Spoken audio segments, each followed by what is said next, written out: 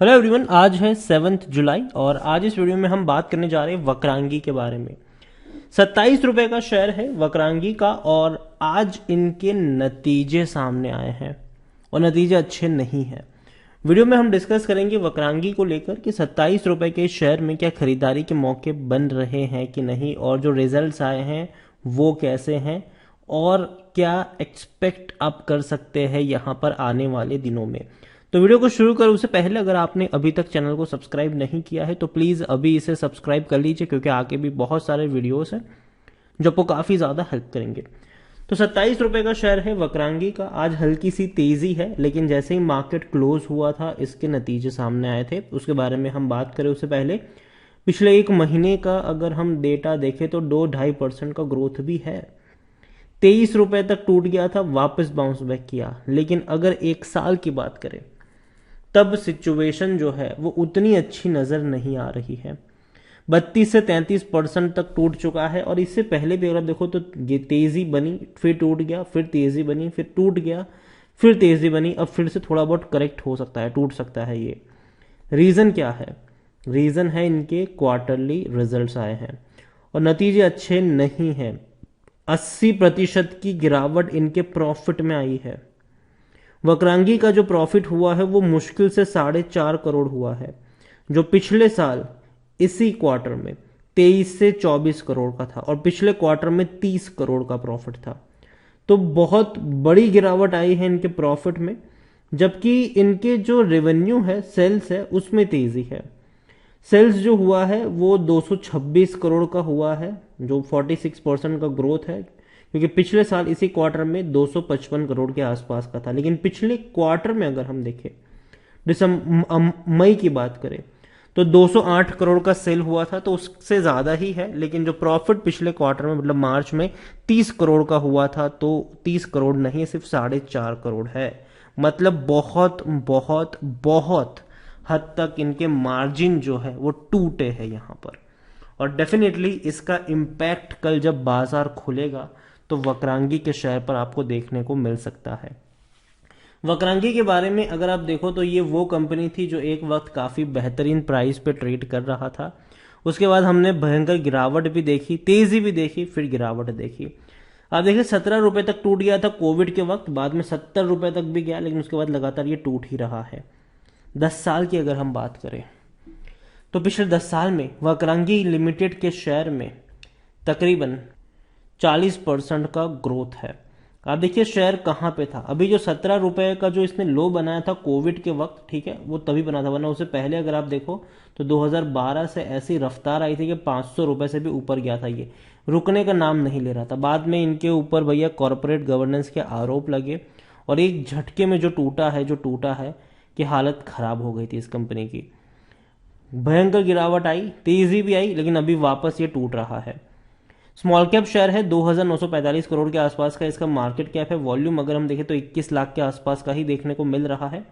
Promoter के पास 42.60% की holding है, 8.13 एफआईएल्स के पास है, 0.04 म्यूचुअल फंड, 6.32 इंश्योरेंस कंपनी के पास है। एलआईसी के पास 6.22% की होल्डिंग देखने को मिल रही है। प्रमोटर का एक भी शेयर गिरवी नहीं है, जो कि अच्छी बात है। डिविडेंड अगर आप देखें तो इन्होंने आखिरी बार 2021 में पे किया था 10% का डिविडेंड जरूर पे किया था। बहुत ही मिनिमम डिविडेंड कह सकते हो आप, 10 पैसा पर शेयर का ये डिविडेंड था। वक्रांगी को लेकर अगर देखें तो according to Moneycontrol user 31% लोग कह रहे कि बेचो और 69% लोग कह रहे खरीदो।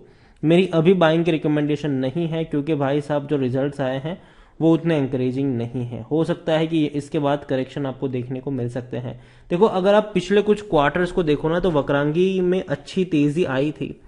जैसे कि अगर मैं आपको इनके रिजल्ट्स दिखाऊं, ठीक है, देखो रेवेन्यू डेफिनेटली इनके इंक्रीज हो रहा है, ठीक है, उसमें कोई दिक्कत की बात नहीं है। लेकिन 2021 में 314 करोड़ का रेवेन्यू सीधा 750 से 800 करोड़ पर चला गया।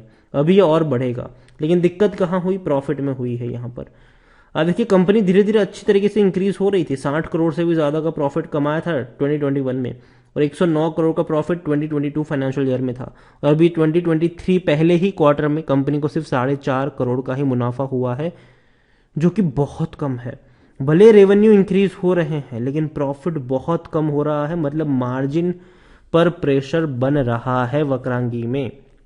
वक्रांगी को लेकर अगर आप देखें तो 26 का इसका पी है, अब जाके ये एवरेज पर आया है क्योंकि सेक्टर पी 25 का है, ठीक है।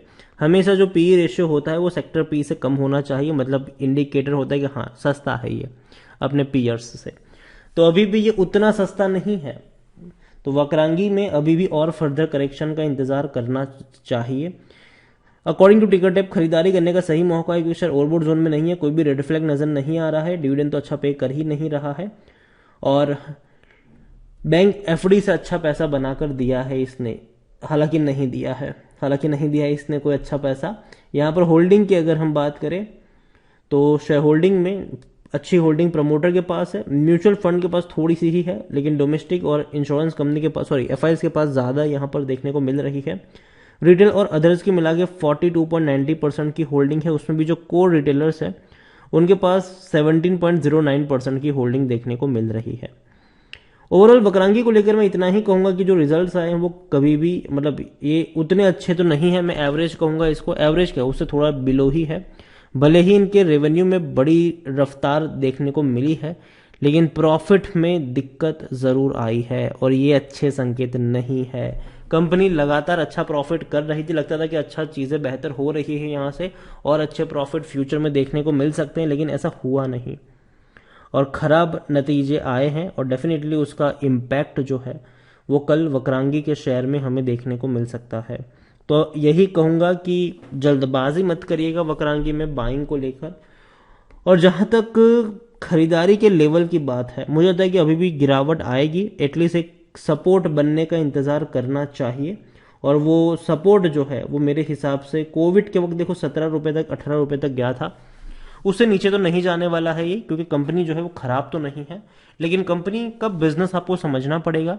कंपनी का बिजनेस ये है कि भैया कंपनी कई तरीके की सर्विसेज प्रोवाइड करवाती है, ऑनलाइन सर्विसेज भी देखने को मिलती है यहाँ पर, और कहीं ना कहीं इनकी जो प्रेजेंस है वो छोटे शहर और गांवों में ज़्यादा है। बड़े शहरों में डेफिनेटली लोग ऑलरेडी इंटरनेट से और कई चीज़ों से फेमिलियर है, तो वहाँ पर इनका कंजम्पशन कम देखने को मिलता है, लेकिन छोटे शहरों में डेफिनेटली ये थोड़ा थोड़ा अपने वक्रांगी केंद्र इन्होंने जो बना के रखे हैं वहाँ से इनको काफ़ी अच्छा खासा रेवेन्यू मिल जाता है। लेकिन जैसे जैसे लोगों में अवेयरनेस बढ़ेगी, जैसे जैसे लोग टेक्नोलॉजी के साथ फेमिलियर होते जाएंगे, वैसे वैसे इनको भी अपने बिजनेस मॉडल में कुछ ना कुछ बदलाव या सुधार करने की ज़रूरत महसूस होगी और करनी पड़ेगी इनको। तो अभी के लिए वक्रांगी को मैं अवॉइड करने की ही सलाह दूंगा, क्योंकि रिजल्ट्स अच्छे नहीं है और डेफिनेटली उसकी वजह से शायद कुछ दिनों के लिए प्रेशर बन सकता है इस कंपनी के ऊपर। तो वीडियो को यहीं पे एंड करूंगा, पसंद आया हो तो लाइक करें, शेयर करें। चैनल पर अगर आप पहली बार आए हैं तो प्लीज़ सब्सक्राइब करें। वक्रांगी के बारे में आप क्या सोचते हैं वो भी आप मुझे कमेंट में लिखकर बता सकते हैं। Thank you.